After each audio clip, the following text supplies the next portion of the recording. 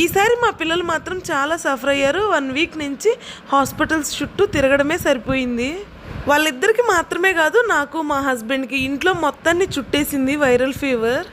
మనమైతే పెద్దవాళ్ళం, మనకి ఏ ప్రాబ్లం అయినా బయటికి ఎక్స్ప్రెస్ చేయగలం. పాపం చిన్నపిల్లలు అలా కాదు కదా. ఈసారి మా కన్నయ్య ఎక్కువ సఫర్ అయ్యాడు.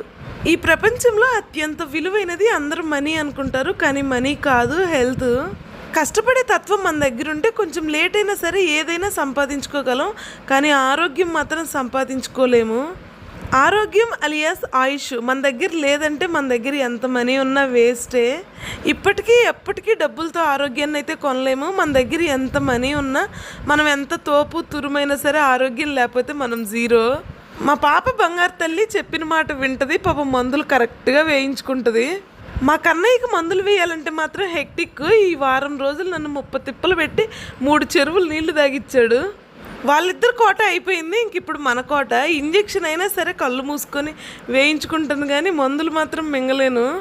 కానీ తప్పదు, మందులు వేసుకోవాలి. వాళ్ళిద్దరిని సక్రమంగా చూసుకోవాలంటే నేను మెడిసిన్ వేసుకోవాల్సిందే. ఇప్పుడు వైరల్ ఫీవర్స్ అయితే చాలా ఎక్కువగా ఉన్నాయి. మీరు మీ పిల్లల్ని అయితే కొంచెం జాగ్రత్తగా చూసుకోండి. మా పిల్లలే చిన్నపిల్లలు అనుకుంటే మా పిల్లల కంటే చాలా చిన్న పిల్లలు కూడా హాస్పిటల్లో అడ్మిట్ అయి ఉన్నారు. పాపం అనిపించింది.